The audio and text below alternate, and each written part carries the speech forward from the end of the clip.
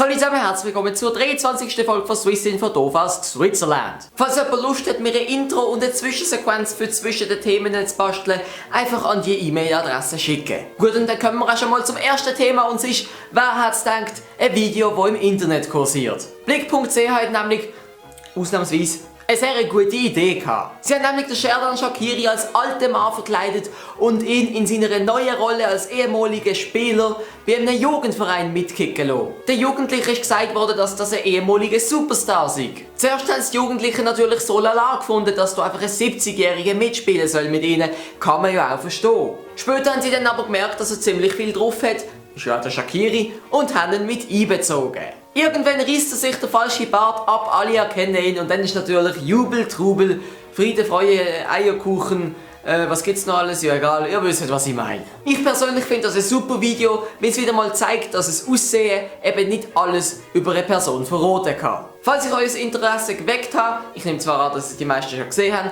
wäre der Link unten in der Videobeschreibung. Tja, und bleiben wir gerade beim Sherdan Shaqiri, der hat ja auch noch kürzlich für einen kleinen Skandal gesorgt. Der islamistische Extremprediger Chefnet, wie heißt der? Der islamistisch orientierte Extremprediger Chefnet fucking shit. Der islamistisch orientierte Extremprediger Chefnet Krasitsch. Oh, das macht mich wahnsinnig. Der islamistisch orientierte Extremprediger Chefnet. Der islamistisch orientierte Extremprediger Chefnet Krasnicki, spreche ich das richtig aus? Hat nämlich in den Social Medias ein Foto von sich und dem Shaqiri aufgeladen. Zusätzlich zu dem Bild hat der Prediger aber auch noch geschrieben, dass der Shaqiri ihn bei seiner Sache unterstütze. Das hat natürlich für Furore gesorgt und hat es gestummen, wäre der Shaqiri bei den meisten von seinen Fans unten durch gesehen. Mittlerweile wissen wir aber, dass es nicht gestummen hat. Der Typ sei nämlich einfach zu ihm gekommen und hat ihn um ein Foto gebeten. Der Dialog, wo der Shaqiri gesagt hat, dass er ihn unterstütze, existiert in dem Fall nicht. In einem Statement, das die Familie Shaqiri hinterher veröffentlicht hat, bezeichnen sie sich als gläubige Moslems und distanzieren sich in aller Form vom Radikalen. Ich finde, in dieser Situation ist das absolut Richtigste, was man machen kann.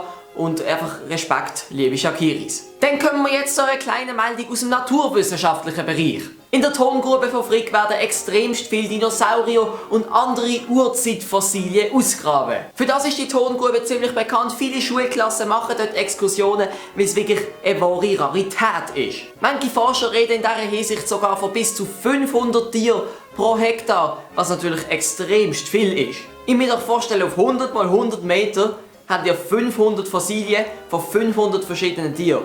Das gibt es wirklich weltweit ganz selten. Leider sind archäologische Ausgrabungen dort in ziemlicher Geldnot. Sie bekommen nämlich nur 50'000 Franken im Jahr. Das reicht natürlich nicht für grosse Sprünge. Das ist besonders in dieser Hinsicht schade, dass dort viele Dinosaurierfossilien liegen von Dinosauriern, die bislang noch nicht entdeckt worden sind. Jetzt ist man sich am Überlegen, ob man irgendwie anders Abhilfe schaffen will. Zum Beispiel indem die Leute Knochen, die sie gefunden haben, kaufen dürfen und dann heimnehmen dürfen. Ich persönlich halte das für einen falschen Schritt. Es gehen dadurch Knochen verloren, die möglicherweise in 50 Jahren für die Wissenschaft von unschätzbarem Wert sein könnten.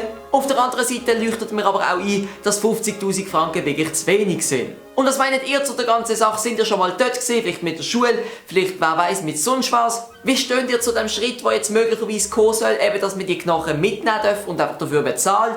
Einfach mal ab ins Kommentar. Tja, und jetzt kommen wir zur letzten und unappetitlichsten Meldung von dieser Swissinfo. Dass die Schweiz viele Touristen aus anderen Ländern hat, ist ja grundsätzlich eine gute Sache. Offenbar muss man aber gewisse Touristen erst noch die Lebensweise von der Schweiz ein bisschen näher bringen. Manche Touristen aus dem arabischen oder chinesischen Raum verhalten sich nämlich überhaupt nicht der Schweiz angemessen. So hat zum Beispiel die Bahngesellschaft, die auch die Rigi betreibt, jetzt auf ihren Bergrestaurants Schilder angebracht, die die Benutzung der WCs erklären. Es gibt nämlich tatsächlich ein paar Touristen, die es geschafft haben, im Stehen daneben zu schiessen. Da tun sich mir genau zwei Fragen auf. Erstens, warum schießt du bitte im Stehen? Und zweitens, wie schaffst du es daneben zu machen? Beim Urinieren kann man ja von mir aus mal nicht treffen, das darf passieren, aber doch bitte nicht beim Schiessen. Jetzt kommt ein Facepalm, der diesem Niveau angemessen ist. Gut, aber immerhin hat es jetzt die Schilder, die den Touristen eben helfen sollen. Die Frage ist natürlich, ob das schlussendlich etwas nützt. Was meint ihr zu der ganzen Sache? Findet ihr, das ist der richtige Weg? Oder findet ihr, nein, Touristen bringen einfach Geld, lasst die machen, was sie wollen?